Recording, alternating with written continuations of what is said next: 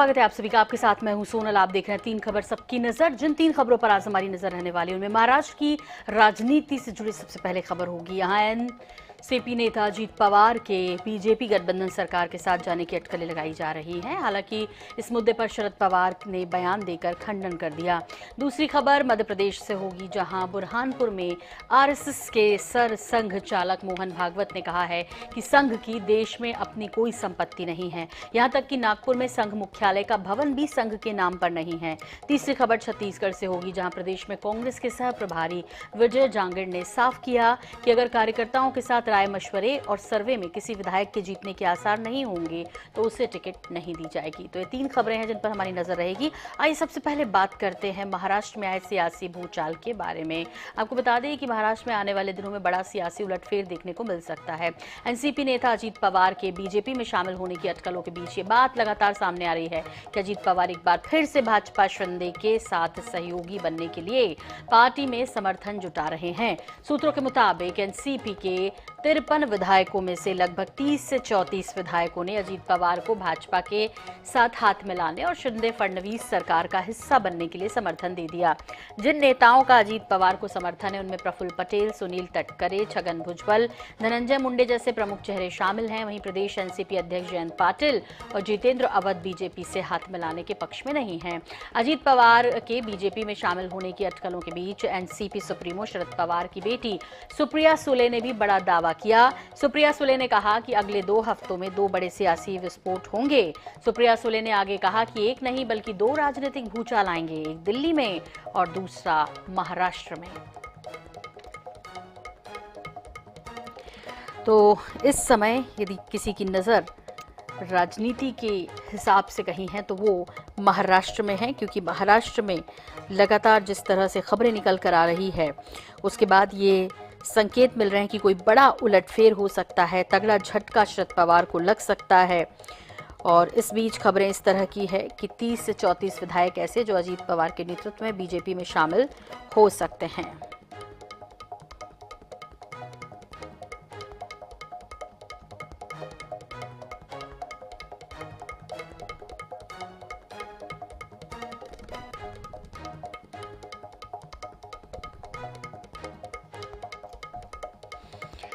तो महाराष्ट्र की राजनीति में फिर भूचाल के संकेत। इस बीच बीजेपी से हाथ मिलाएंगे अजीत पवार, ये सवाल लगातार बना हुआ है।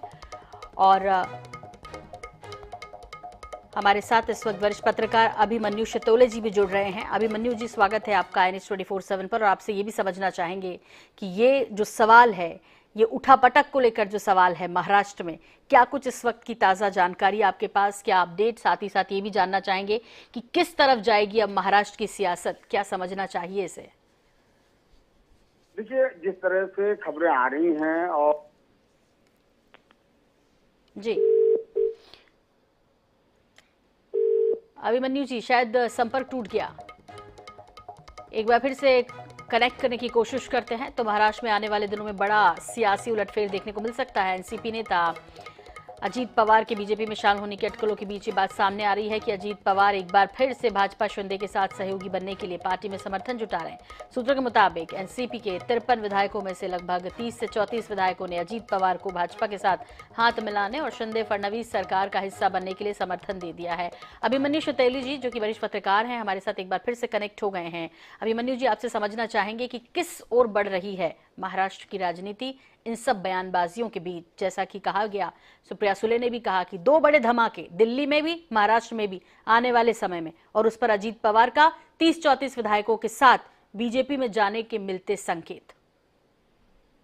देखिए, जिस तरह की खबरें और संकेत मिल रहे हैं उससे ये तो स्पष्ट है कि अजीत पवार या महाराष्ट्र की राजनीति में कुछ नया घटित होने वाला है।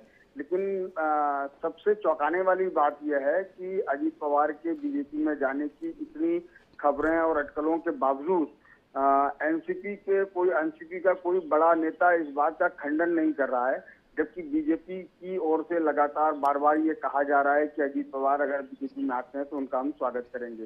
लेकिन अब से थोड़ी देर पहले ही शरद पवार ने इस बात का खंडन किया है कि पार्टी में किसी तरह की अस्वस्थता है या पार्टी में फूट की संभावना है। उन्होंने कहा है कि इस तरह उन्होंने मीडिया को बेसिकली टारगेट किया। उन्होंने कहा कि इस तरह की बिना तथ्य की खबरें चलाने का मीडिया को कोई अधिकार नहीं है। वहीं दूसरी ओर अजीत पवार आज सुबह से महाराष्ट्र विधान भवन में जो उनका दफ्तर है, जो नेता विपक्ष को दिया जाता है, उस दफ्तर में बैठे हैं और वहां वे आने वाले लोगों से मिल रहे हैं। उनसे मिलने वालों में एनसीपी के कई विधायक भी हैं। लेकिन अजीत पवार भी खुलकर ये नहीं कह रहे हैं कि वे बीजेपी के साथ नहीं जाने वाले हैं।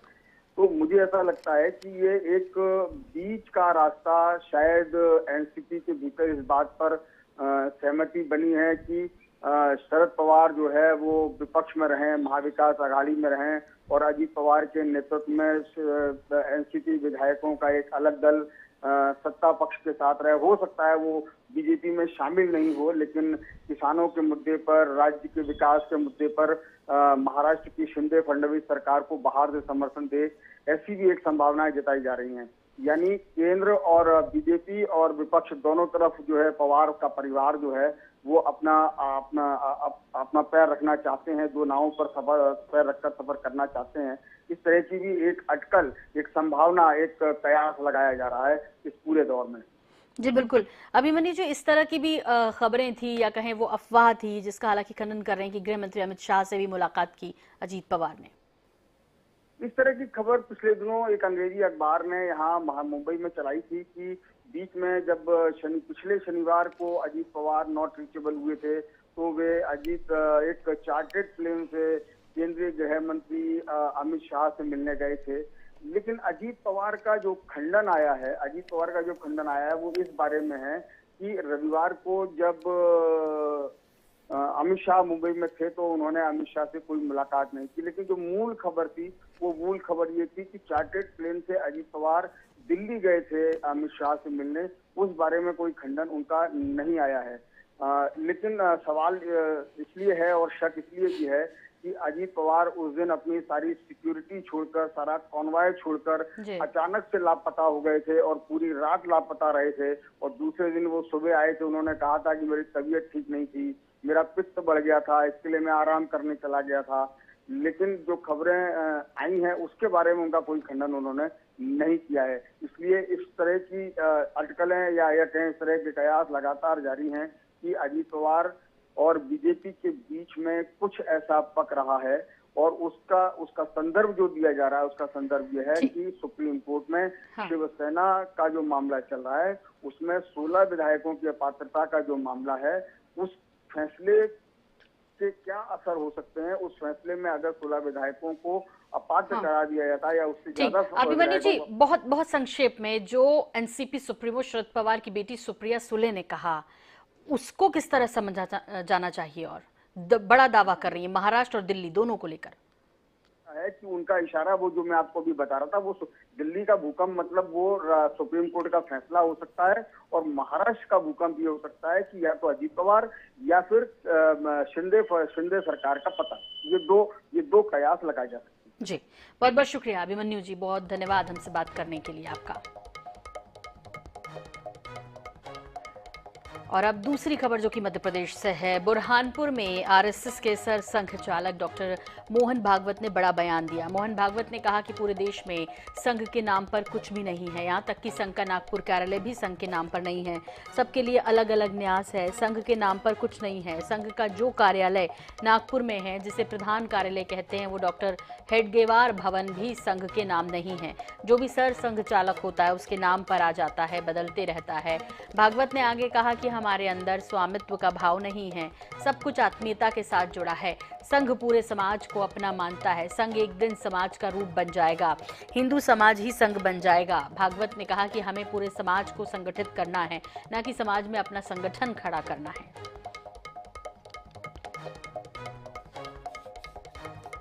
संघ के नाम पर कुछ नहीं है। संघ का जो कार्यालय है नागपुर में, प्रधान कार्यालय कहते हैं, डॉक्टर हेडगेवार भवन, वो भी संघ के नाम से नहीं है।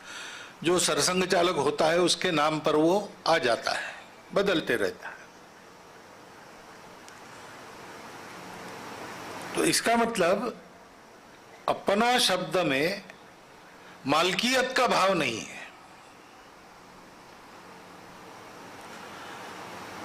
मेरी प्रॉपर्टी है, हमारी प्रॉपर्टी, हम चाहे जैसे, ऐसा नहीं है वो। तो ये एक आत्मीयता के कारण हमसे जुड़ा है, इसलिए वो अपना है। कार्यालय बने इसलिए कितने लोगों ने परिश्रम किया, कितने लोगों ने धन दिया, वो बन गया है तो कितने लोगों के मन में उत्साह का संचार हुआ, आनंद का संचार हुआ। ये सब क्यों हुआ? ये इसलिए हुआ कि अपनेपन की भावना है।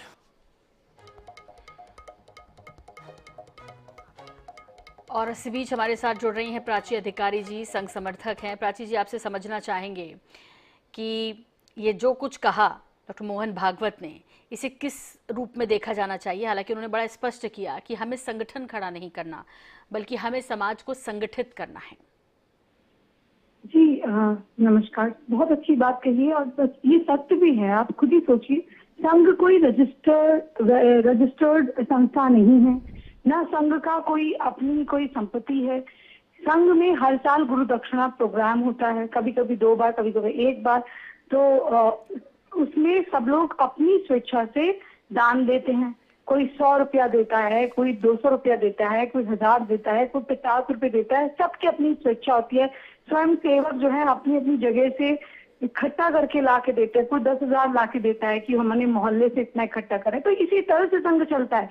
और ये तो विदेशों में भी हैरानी का विषय है कि वहां भी कैंप लग जाता है और इतनी अच्छी तरीके से वहां भी लगता है कि कोई हुड़दंग नहीं, कोई नारेबाजी नहीं, कुछ नहीं। और जो वहां आता है गलत समझ के कि कहीं ऐसा हम देखेंगे कुछ तो पा जाए गलत, वो भी दंग रह जाता है कि इस तरह से ये कैसे संभव है। इसलिए को नियंत्रण करके सभ्य तरीके से सुबह 4:30-5 बजे से लोग शुरू हो जाते हैं। प्रणाम करना, सूर्य नमस्कार करना, उसके बाद एक नियमित नियमावली से देशभक्ति की बातें करना, शाम के 7 बजे तक वही देश के विषय में बौद्धिक विचार करना। ये बहुत बड़ी अपने आप में एक इसके लिए कहना चाहिए डिसिप्लिन चाहिए। किसी बात को अगर आप सही से अनुसरण नहीं करते हैं, अनुशासित नहीं होते हैं, तो वो अनुशासन ही संघ को बना रहा है और वो सेवा भाव ही संघ को बना रहा है। यही मैं कहूंगी। जी प्राची जी, लेकिन ठीक है, आपने कहा अनुशासन सिखाते हैं, उन्होंने कहा कि समाज को संगठित करना है, लेकिन एक वर्ग विशेष जो कि लगातार ये आरोप लगाता रहा है कि अलग तरह की कट्टरता सिखाई जाती है, अलग तरह से तैयारी की जाती है, कट्टरवादी संगठन उसको कहा जाता है। आप कह रही हैं कि रजिस्ट्रेशन तक नहीं है, तो फिर ऐसी जो छवि है, क्या उससे निकलना इतना आसान होगा? देखिए, मैं तो एक ही बात कहूंगी, इसी चीज को लेकर मैं भी गई थी और मैंने वहां पाया कि ये लोग कैसे हैं। मतलब ये जो आज का आधुनिक युग है, जहां शत्रु इतने चालाक हो गए हैं, जितने आधुनिक वेपन हो गए हैं, वहां पर ये लोग इतनी देशभक्ति की बातें सिखाते हैं। मैंने वहां पर अपने साथ सारी लड़कियों को देखा है, सारे समाज की महिलाओं को देखा है और सारी महिलाएं, जहां मैं एक जगह 5 स्टार में सो रही थी, वहां मैं गई तो दरी में सो रही थी और वो भी सरकारी स्कूल की दरी थी। मेरे बगल में एक सरकारी टीचर सोई हुई थी, उसके बगल में एक काम करने वाली सोई हुई थी। सभी वर्ग की महिलाएं थी, हिंदू भी थी, मुस्लिम भी थी। और वहां तो हमारी कोई भी ऐसी बात नहीं। हाँ, निजी समाज में हम लोग आपस में जरूर बोलते हैं, कभी लड़ाइयाँ हो जाए, वो एक व्यक्तिगत विचार हो सकता है लड़ाई झगड़े के, लेकिन जब हम वहां होते हैं तो वहां ये सूर्य नमस्कार और भगवान और ये जो ध्वज प्रणाम है, ध्वज को हम अपना गुरु मानते हैं। उसके अलावा कोई भी बात नहीं होती। कैसे अहिल्याबाई होलकर एक अच्छी माता थी, या कैसे चरित्र का निर्माण करे, यही सब चीजें, कैसे अपने राष्ट्र को आगे ले जाएं। जिनको तकलीफ है, जो बोलते हैं, वो बाहर से देख के बोल रहे, वो एक बार अंदर तो आ जाएं। जो वाकई में हिंदू बहुत ज्यादा स्ट्रॉन्ग माइंडेड हमारे हिंदूज हैं, उनको कभी कभी गुस्सा ये आता है कि संघ इतना सबके लिए कैसे सबका डीएनए या सबको साथ लेके चलने की बात करता है। जो लोग बाहर से देख रहे हैं, वो अंदर आके देखें, वो अंदर आके देखे, तब उनको पता चलेगा। कोई भी हो, कोई भी व्यक्ति, किसी भी समाज का हो। तो प्राची जी, फिर जो अभी पिछले कुछ समय से देश में जो हिंसात्मक घटनाएं घटी, उस पर सीधे तौर पर विपक्ष ने आरोप लगाया कि इसमें कहीं ना कहीं संघ का हाथ है। तो एक तरफ तो ये बात, दूसरा कहें कि हमारा तो कोई भवन तक नहीं, हम तो सब कुछ दान के उसमें करते हैं। तो ऐसे में ये बात कितने गले उतरेगी लोगों के? अब ये देखिए, जो सत्य को सत्य मान सकते हैं और तभी उन संभव है, वरना आप देखिए सत्य को आप कितनी बार बोलिए, जैसे झूठ मानना है वो तो झूठ ही मानेगा। जिसकी जैसी जाकी भावना, वो जिसकी जैसी भावना है वैसी ही उनको प्रभु दिखाई देते हैं, वैसा ही उनको चीजें दिखाई देती है। मैं तो प्रत्यक्ष देख कर आई हूँ, मैं भी आपके ही जैसे विचार रखती थी। ऐसा तो है नहीं कि मैं इनका समर्थन एकदम से करने लगी। जब मैंने कुछ देखा, और सारी बातों से मैं सहमत हूँ, ये भी नहीं है। हाँ, ये जो जहाँ पर ये बात इनकी है देशभक्ति की और सबको साथ लेने की, ये 100% सही है, क्योंकि मैं एक भी बात मैंने अपने उस वर्ग के दौरान नहीं देखी। और दूसरी बात, आप जो कह रहे हैं, मतलब लोग ये जो कह रहे हैं दंगे करवाते हैं, अगर संघ दंगे करवाते होता और इतने लोग संघ को पूछते हैं, तो फिर तो भारत में कोई और होना ही नहीं चाहिए था। भारत में अगर कट्टरवादी जिसको बोला जा रहा है, अगर संघ इतना कट्टरवादी होता तो ना इसमें मुस्लिम मोर्चा होता, ना इसमें ईसाई मोर्चा होता, ना कोई और मोर्चा होता। और हमारी जो भी बहनें बाहर की भी आती हैं, जितनी हमारी बहनें ईसाई बहनें भी आती हैं या मुस्लिम बहनें भी आती हैं, वो सब जो इसमें आते हैं वो राष्ट्रवादी होते हैं। हम क्या चाहते हैं? हम ये तो कह रहे हैं कि तुम अपनी पूजा पद्धति छोड़ो। ठीक प्राची अधिकारी जी, बहुत शुक्रिया आपका वक्त देने के लिए हमें। और अब तीसरी और आखिरी खबर का रुख करेंगे। जीतने वालों को ही मिलेगा टिकट, छत्तीसगढ़ के संदर्भ में बात कर रहे हैं। कांग्रेस ने विधानसभा चुनाव में प्रत्याशी चयन को लेकर अपनी रणनीति साफ कर दी। अखिल भारतीय कांग्रेस कमेटी के संयुक्त सचिव और छत्तीसगढ़ के सह प्रभारी विजय जांगड़ ने बिलासपुर में बड़ा बयान दिया। विजय जांगड़ ने कहा कि अगर सर्वे और कार्यकर्ताओं की रायशुमारी में किसी विधायक के हारने की बात सामने आती है तो उन्हें टिकट नहीं दिया जाएगा। विजय जांगड़ ने साफ किया कि क्षेत्र के लोकप्रिय, ऊर्जावान और जिताने वाले कैंडिडेट्स को इस बार मौका मिलेगा। इसके बाद अब सभी की धड़कनें तेज हैं, क्योंकि टिकट जो कि प्रचंड बहुमत के साथ छत्तीसगढ़ में कांग्रेस आई थी और इसके बाद कार्यकर्ताओं में जोश तो रहा ही, खुद की सरकार रहे, ऐसे में जाहिर तौर पर दावेदार भी बहुत हैं। लेकिन प्रभारी, सह प्रभारी के इस तरह के बयान के बाद सभी के दिल की धड़कनें बढ़ गई हैं। उन्होंने कहा कि जो लोकप्रिय होगा, ऊर्जावान होगा, जिताने वाले कैंडिडेट्स को ही इस बार मौका मिलेगा। तो छत्तीसगढ़ में कांग्रेस में सह प्रभारी हैं जांगड़, जिन्होंने विधानसभा चुनाव में टिकट को लेकर ये बड़ा बयान दिया। टिकट वितरण को लेकर सर्वे और कार्यकर्ताओं की रायशुमारी महत्वपूर्ण होगी, उन्होंने कहा। यदि कोई भी विधायक साथी पार्टी के सर्वे के आधार पे या कार्यकर्ताओं की रायशुमारी के आधार पे ये लगेगा कि ये साथी दोबारा विधानसभा में नहीं पहुंच पाएगा, पार्टी निश्चित रूप से उसको बदलने का काम करेगी। नए लोगों को टिकट देने का क्या मापदंड होगा? ऊर्जावान हो, जीतने वाला हो, क्षेत्र में उसकी लोकप्रियता हो। तो जीतने वाला हो, क्षेत्र में लोकप्रियता हो और सबसे बड़ी बात की ऊर्जावान हो। तो छत्तीसगढ़ में कांग्रेस ने विधानसभा चुनाव में प्रत्याशी चयन को लेकर रणनीति साफ कर दी। अखिल भारतीय कांग्रेस कमेटी के संयुक्त सचिव और छत्तीसगढ़ के सह प्रभारी विजय जांगड़ ने बिलासपुर में ये बड़ा बयान दिया। विजय जांगड़ ने कहा कि अगर सर्वे और कार्यकर्ताओं की रायशुमारी में किसी विधायक के हारने की बात सामने आती है तो उन्हें टिकट नहीं दिया जाएगा। विजय जांगड़ ने साफ किया कि क्षेत्र के लोकप्रिय, ऊर्जावान और जिताने वाले कैंडिडेट्स को इस बार मौका मिलेगा।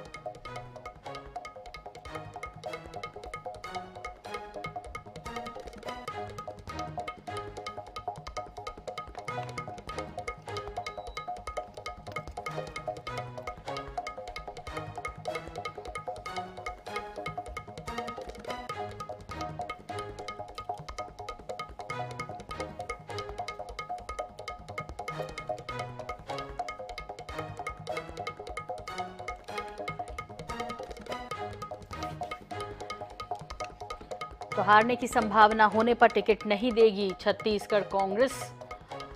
और विजय जांगड़ के इस बयान के बाद छत्तीसगढ़ में, क्योंकि दावेदार भी बहुत हैं इस बार कांग्रेस की तरफ से, ऐसे में जो ऊर्जावान होगा, जो लोकप्रिय होगा और जिसकी जीतने की संभावनाएं ज्यादा होंगी, उसी को टिकट दिया जाएगा।